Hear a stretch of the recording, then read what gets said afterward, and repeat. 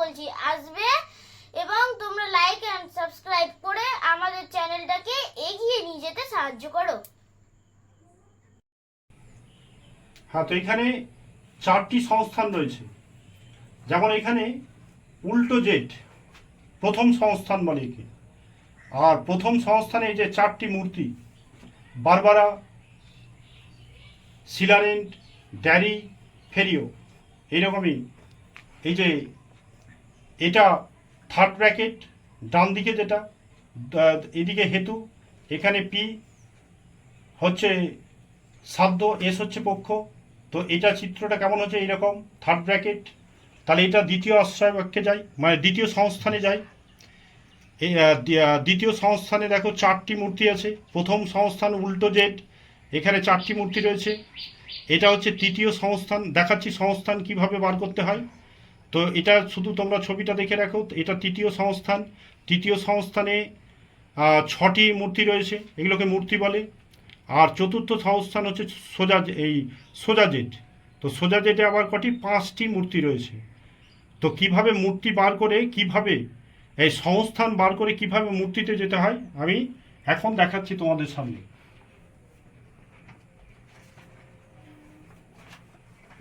তো এ বচন প্রথমেরটা, দ্বিতীয়টা এ বচন। তো এখানে মূর্তি বার করতে হলে প্রথম আশ্রয় বাক্য, দ্বিতীয় আশ্রয় বাক্য, সিদ্ধান্তের প্রয়োজন নেই।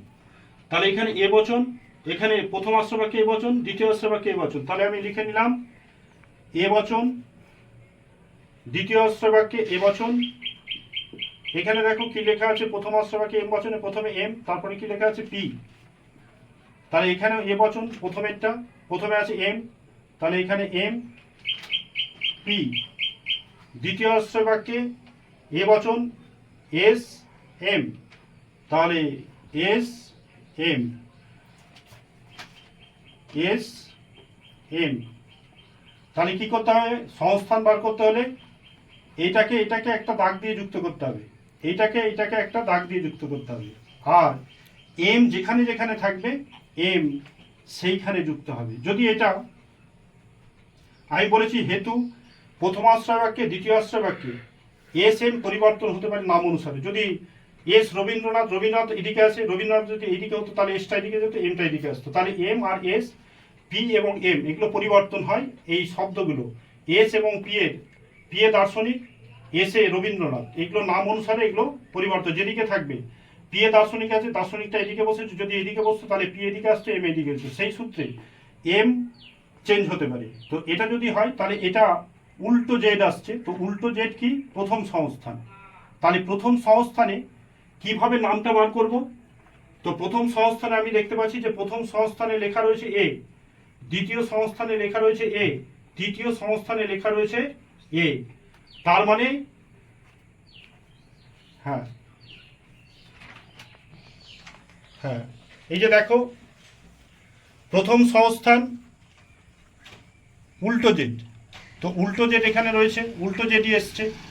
তো উল্টো জেডে এখানে দেখো উল্টো জেড ট্রিপল এ। তো ট্রিপল এ এই যে এখানে রয়েছে এ এ এ। তো এই বৈধতা বিচারেও ট্রিপল এ বেরিয়েছে, প্রথমেরটা এ, পরেরটা এ, পরেরটা এ। তো ট্রিপল এ দিয়ে যে নামটা আসছে সেটা হচ্ছে বারবারা মূর্তি। তাহলে এটা ট্রিপল এ দিয়ে নাম আসছে বারবারা।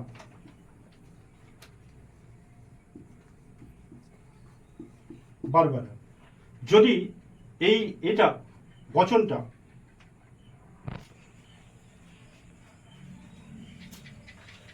হয়তো এই বচনটা ই হতো, এটা এ হতো, এটা ই হতো, তাহলে কোন সংস্থান, যদি এই সংস্থানটা এটা বেরোতো উল্টো জেড, তাহলে উল্টো জেডে ই এ ই দিয়ে। তো এখানে প্রথম সংস্থানে যে উল্টো জেড ই এ ই, ই এ ই দিয়ে নাম যেটা রয়েছে কেমিস্ট্রিস, এই সিলারেন্ট মূর্তি আসতো। তো যেহেতু এখানে 3টি এ বেরিয়েছিল, তো 3টি এ দিয়ে যে নামটা আসছে উল্টো জেডে সেটা হচ্ছে বারবারা মূর্তি। তো এখানে যে মূর্তিগুলো সংস্থানগুলো প্রথমে বার করতে হবে। সংস্থান যদি এইরকম চলে আসে পি এম এম এস, এটা এটা যোগ করলাম এটা, তাহলে এটা দ্বিতীয় সংস্থানে চলে যাচ্ছে। তাহলে ওই যে দ্বিতীয় সংস্থান, যদি এম এখানে হলো, পি এখানে হলো, এম এখানে হলো, এস এখানে হলো, তাহলে এই দুটো যোগ করব, এম এম এম যেখানে থাকবে সেখানে, তাহলে এটা এটা হচ্ছে তৃতীয় সংস্থান। যদি পি এখানে হয়, এম এখানে হয়, এম যদি এখানে হয়, এস যদি এখানে হয়, তাহলে এইরকম যোগ হবে। তাহলে এটা সোজা জেড। সোজা জেড কি? চতুর্থ সংস্থান। তাহলে সংস্থান এই যে রয়েছে উল্টো জেড প্রথম সংস্থান, দ্বিতীয় সংস্থান, তৃতীয় সংস্থান, সোজা জেড চতুর্থ সংস্থান। তো এইভাবে এটা চতুর্থ, এটা তৃতীয়, এটা দ্বিতীয়, আর এটা হচ্ছে প্রথম, এইভাবে সংস্থান এনে এই লজিক ফর্ম দেখে পরপর সংস্থানে গিয়ে ওইভাবে লজিকটা থাকবে, আর যে নামটা আসবে লজিক অনুসারে সেটাই হবে সেই বৈধতা বিচারের মূর্তি। তো এটাই হচ্ছে বৈধতা বিচারের শেষ দোষ। এটা করে নিলে বৈধতা বিচার কমপ্লিট। এরপরে রয়েছে ব্যাখ্যা, ব্যাখ্যাগুলো আমি একটা একটা করে তোমাদের সামনে তুলে ধরবো।